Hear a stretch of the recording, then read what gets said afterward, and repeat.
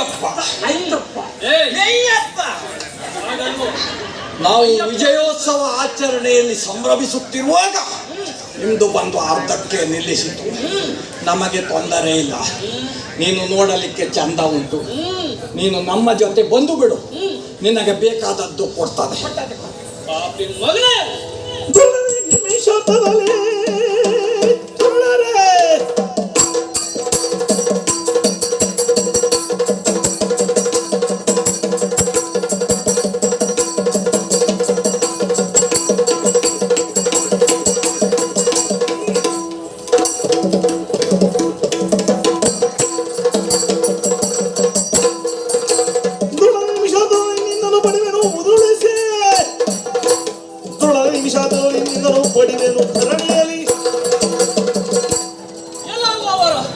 ಮೋಸದಿಂದ ನಮ್ಮ ನಾಡಿಗೆ ಬಂದು ನಮ್ಮ ತಂದೆಯವರನ್ನು ಬಂಧಿಸಿದ್ದೀಯಾ ಅಲ್ಲದೆ ನಿಮ್ಮ ಈ ಕಪಟ ವಂಚನೆ ದುರ್ಬುದ್ಧಿ ದುರ್ನಡತೆ ನನ್ನ ಮುಂದೆ ಅಲ್ಲ.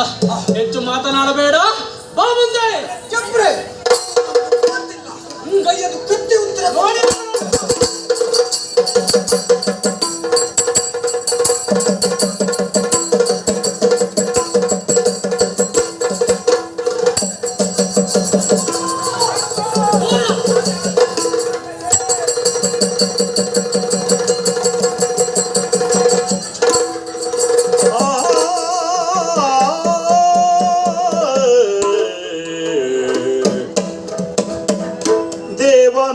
ಸಗಿದ ಕೃತ್ಯವ ಮನ್ನಿಸಿ ಮೋಕ್ಷವನ್ನು ಕರುಣಿಸು ತಂದೆ.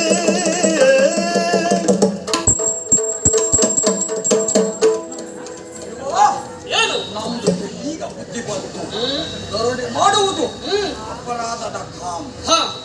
ನನ್ನ ಈ ಕತ್ತಿ ಎಷ್ಟು ತಲೆಯನ್ನ ಕತ್ತರಿಸಿತು, ಎಷ್ಟು ಜನರನ್ನ ಕೊಂದಿತ್ತು, ಅದರ ನೋವು ಈಗ ಗೊತ್ತಾಗ್ತದೆ.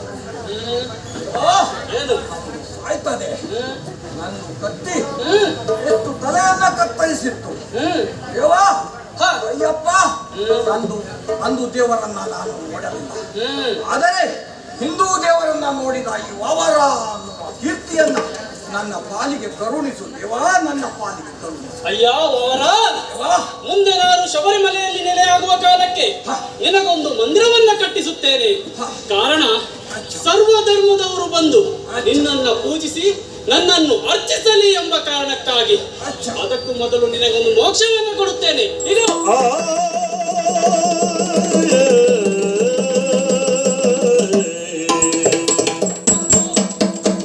ಅಂತೂ ವಾವರನಿಗೆ ಮೋಕ್ಷವನ್ನ ಕೊಟ್ಟಿದ್ದೇನೆ. ಇಬ್ಬರು ಇಲ್ಲಿಂದ ಓಡಿ ಹೋಗಿದ್ದಾರೆ. ಎಲ್ಲಿದ್ದಾರೆ? ಇಲ್ಲಿಂದ ಒಳ್ಳೆಯ ರೀತಿಯಲ್ಲಿ ಇಲ್ಲಿಂದ ಹೋದ್ರೆ ಸರಿ, ಇಲ್ಲದಿದ್ದರೆ ನಿಮ್ಮ ರುಂಡ ಚಂಡಾಡ್ತಾರೆ.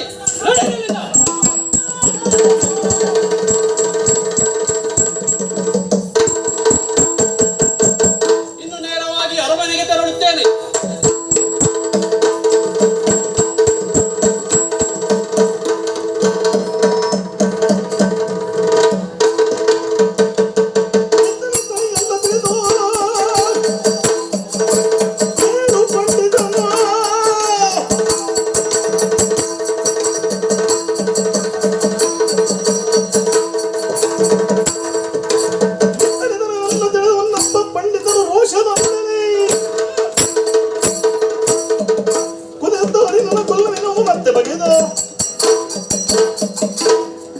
ಹೇಗೆ ನಮ್ಮ ಆಡಳಿತ ಏನು?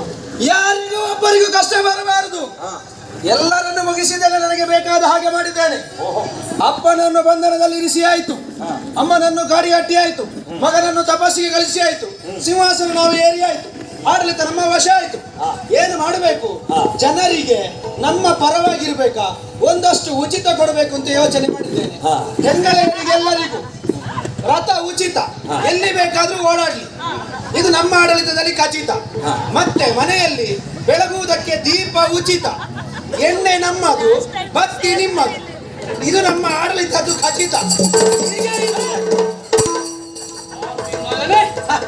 ಏನು ಇಲ್ಲಿ ಮಂತ್ರಿಮಂಡಲ ನಡೆಸ್ತಿದ್ದೀಯಾ? ಅಲ್ಲದೆ ಯಾರು ಇಲ್ಲದೆ ಇರುವ ಸಮಯದಲ್ಲಿ ಎಲ್ಲರನ್ನು ಕಳುಹಿಸಿಕೊಟ್ಟು ನನ್ನ ತಂದೆಯವರನ್ನು ಬಂಧಿಸಿದ್ದೀಯಾ? ಪಾಪಿ ಮಗನೇ, ಪಾಪಿ ಪಾಪೇನ ಅನ್ಯತೆ ಎಂಬಂತೆ ನಿನ್ನ ಪಾಪದ ಕೊಡವು ತುಂಬಿದೆ. ನಿನ್ನ ತಂದೆಯನ್ನಲ್ಲ ಹ್ಮ್. ನಿನ್ನನ್ನು ಸಾಯಿಸುವುದಕ್ಕೆ ಬಾಲ್ಯದಿಂದ ಯೋಜನೆ ಮಾಡಿದ ನೀನು ಇನ್ನೂ ಬದುಕಿದ್ಯಲ್ಲ ಮಾರ್ರೆ. ಹೌದಾ? ಇನ್ನೂ ಬದುಕಿದ್ಯಲ್ಲ ಅಲ್ಲ. ಈಗಾಗಲೇ ತುಂಬಾ ತಡ ಆಗಿದೆ. ಹೌದು. ಇನ್ನು ತಡ ಮಾಡುವುದು ಸರಿಯಲ್ಲ. ಬಾ, ಬಾ, ಬಾ.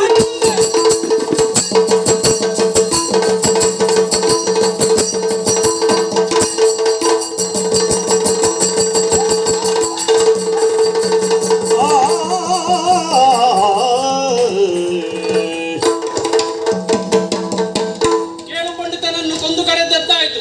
ಈ ವಿಚಾರವನ್ನ ತಂದೆಯವರಿಗೆ ತಿಳಿಸುತ್ತೇನೆ.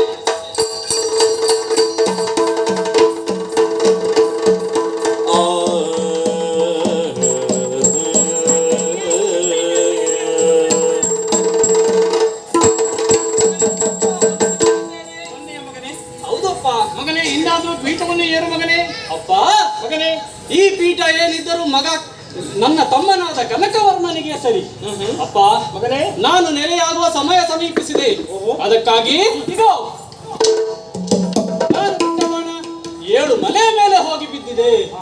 ಇನ್ನು ನಾನು ಈ ರೂಪದಲ್ಲಿ ಕಾಣಸಿಗುವುದಿಲ್ಲ, ಮತ್ತೆ? ಮಾಯಾ ರೂಪದಲ್ಲಿ ಇರುತ್ತೇನೆ. ನನ್ನನ್ನು ನೋಡ ಬಯಸುವ ಭಕ್ತಾದಿಗಳು ಕಾರ್ತಿಕ ಮಾಸದಂದು ತುಳಸಿ ಮತ್ತು ರುದ್ರಾಕ್ಷಿ ಹಾರವನ್ನು ಧರಿಸಿ ಬರಬೇಕು. ಕಾರಣ ತುಳಸಿ ಹಾರ ನಾರಾಯಣ ದೇವರಿಗೆ ಪ್ರಿಯವಾದದ್ದು, ರುದ್ರಾಕ್ಷಿ ಈಶ್ವರ ದೇವರಿಗೆ ಪ್ರಿಯವಾದದ್ದು. ಅಲ್ಲದೆ ತೊಡುವ ಬಟ್ಟೆ ಕಾವಿ ಮತ್ತು ಕಪ್ಪು ಬಣ್ಣದಾಗಿರಬೇಕು. ಕಾವಿ ಕಪ್ಪು ಬಣ್ಣ ಯಾಕೆ ಆಗ್ಬೇಕು? ಯಾಕೆಂದ್ರೆ ಅದು ಪ್ರೀತಿ ಮತ್ತು ತ್ಯಾಗದ ಸಂಕೇತ. ಅಷ್ಟು ಮಾತ್ರವಲ್ಲ, ಗುರುಮುಖೇನ ಮಾಲೆಯನ್ನು ಧರಿಸಿ ಬರಬೇಕು. ಮೊದಲು ಮಾಲೆ ಹಾಕುವವರಿಗೆ ಕನ್ಯಾಸ್ವಾಮಿಗಳೆಂದು ಕರೆಯುತ್ತಾರೆ. ಅವರು ಯಾವತ್ತೂ ಸೌಂದರ್ಯ ಉಪಾಸಕರಾಗಿರಬಾರದು, ವೈರಾಗ್ಯ ಜೀವನವನ್ನು ನಡೆಸಬಾರದು, ಪಾದರಕ್ಷೆಯನ್ನು ಧರಿಸಬಾರದು.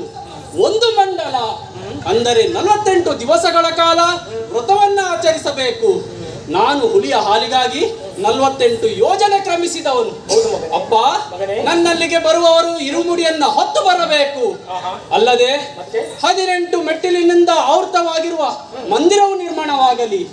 ನನ್ನನ್ನು ಭಕ್ತಿಯಿಂದ ಕಾಣಲು ಬಂದ ಭಕ್ತಾದಿಗಳಿಗೆ ಮಕರ ಸಂಕ್ರಮಣ ದಿನದಂದು ಮಕರ ಜ್ಯೋತಿಯಾಗಿ ಕಾಣಿಸಿಕೊಳ್ಳುತ್ತೇನೆ. ಅಪ್ಪ, ನಾನು ಶಬರಿಮಲೆಯಲ್ಲಿ ನೆಲೆಯಾಗುತ್ತೇನೆ. ನಾನು ಶಬರಿಮಲೆಯಲ್ಲಿ ನೆಲೆಯಾಗುತ್ತೇನೆ. ನಾನು ಶಬರಿಮಲೆಯಲ್ಲಿ ನೆಲೆಯಾಗುತ್ತೇನೆ.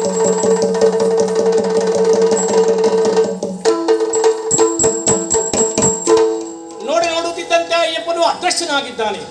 ಅಯ್ಯಪ್ಪ ಹೇಳಿದ ರೀತಿಯಲ್ಲಿ ಅಲ್ಲೊಂದು ಗುಡಿ ನಿರ್ಮಾಣ ಮಾಡುತ್ತೇನೆ. ಅಲ್ಲಿಗೆ ಬರುವ ಭಕ್ತರಿಗೆ ಎಲ್ಲ ಸೌಕರ್ಯವನ್ನು ಒದಗಿಸುತ್ತೇನೆ. ಅಲ್ಲದೆ ಇಲ್ಲಿ ಅಧಿಕಾರವನ್ನು ನನ್ನ ಮಗನಾದ ಕನಕವರ್ಮನಿಗೆ ವಹಿಸುತ್ತೇನೆ. ಜಯ ಜಯ ಜಯ ಜಯ ಜಯ ಜಯ.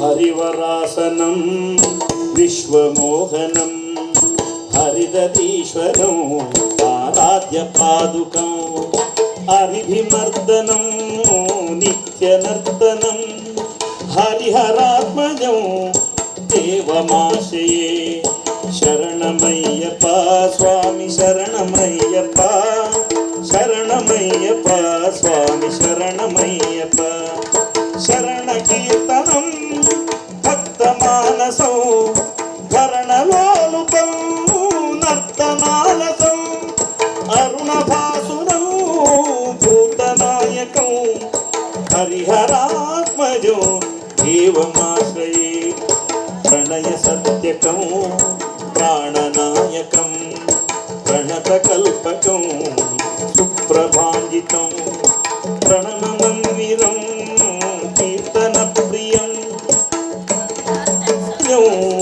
ದೇವಮಾಶಯೇ ಶರಣಮಯ್ಯಪ್ಪ ಸ್ವಾಮಿ ಶರಣಮಯ್ಯಪ್ಪ ಶರಣಮಯ್ಯಪ್ಪ ಸ್ವಾಮಿ ಶರಣಮಯ್ಯಪ್ಪ ಮಯ್ಯಪ್ಪ ಸ್ವಾಮಿ ಶರಣಮಯ್ಯಪ್ಪ ಶರಣಮಯ್ಯಪ್ಪ ಸ್ವಾಮಿ ಶರಣಮಯ್ಯಪ್ಪ ಸ್ವಾಮಿ ಶರಣಮಯ್ಯಪ್ಪ ಸ್ವಾಮಿ ಶರಣಮಯ್ಯಪ್ಪ ಸ್ವಾಮಿ ಶರಣಮಯ್ಯಪ್ಪ ಸ್ವಾಮಿಯೇ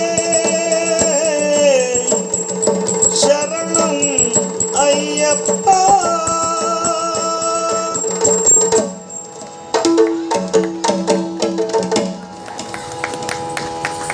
ನಂದಕಿಶೋರ